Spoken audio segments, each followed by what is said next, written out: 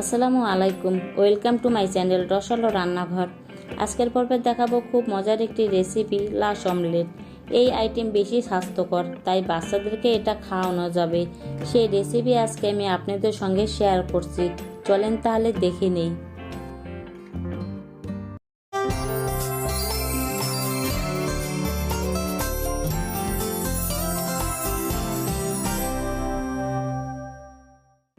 আর সেজন্য এরকম একটা আমি বাটি নিয়েছি। এর মধ্যে আমি 2টি ডিম ভেঙে নিচ্ছি।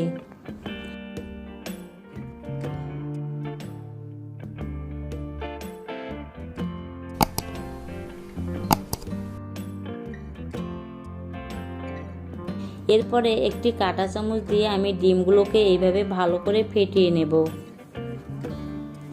বাচ্চারা ডিম খেতে চায় না, তাদেরকে কিন্তু এইভাবে সহজে এই আইটেম তৈরি করে দিতে পারেন।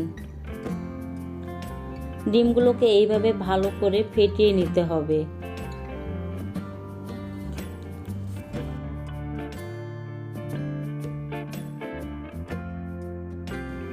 এরপর এখানে আমি দিচ্ছি 1/4 কাপ চিনি। আমি কিন্তু চিনিটা একবারে দিচ্ছি না, 2বারে দিব আর মেশাবো।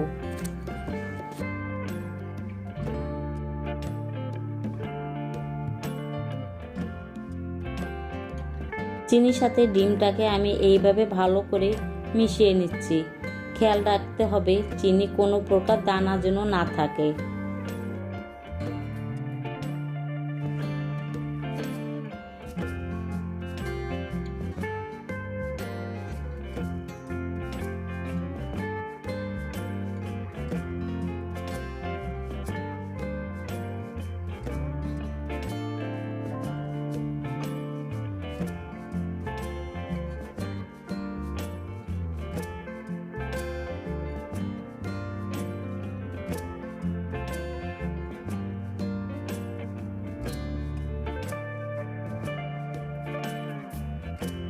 চিনির সাথে ডিমটাকে এইভাবে ভালো করে মিশিয়ে নিয়েছি। মিশিয়ে নেওয়ার পর এখানে এই ডিমের মিশ্রণে আমি দিচ্ছি লিকুইড গরুর দুধ 1/2 কাপ। আমি এই দুধটাকে জাল করে ঘন করে নিয়েছি। আর আমি এরকম একটা হ্যান্ড উইক্স দিয়ে এই দুধের মিশ্রণটাকে আমি ভালো করে মিশিয়ে নিচ্ছি।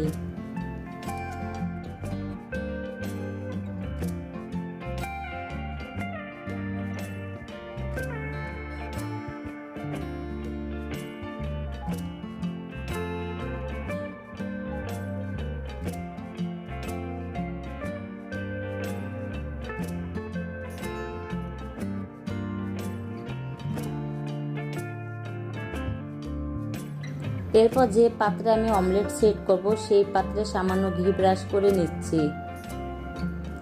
এতে করে হবে অমলেট খুব সহজে আনমোল হবে।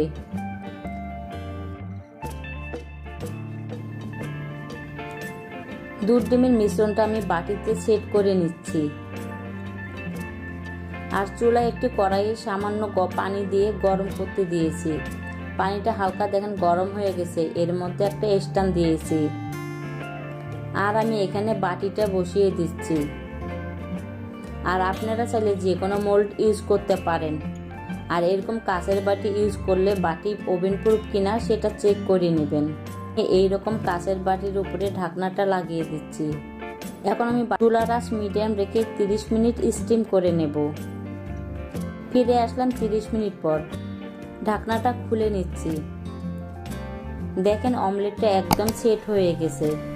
এখন আমি পুরোপুরি ঠান্ডা করে নেব।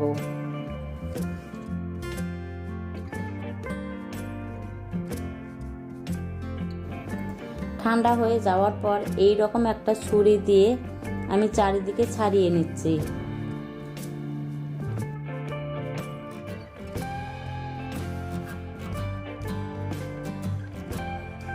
এবার আমি এইভাবে আনমোল করে নিচ্ছি।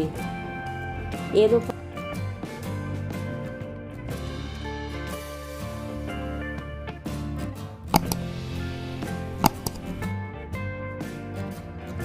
উপর একটা চেরি দিলাম। এখন আমি এটাকে কেটে দেখাচ্ছি।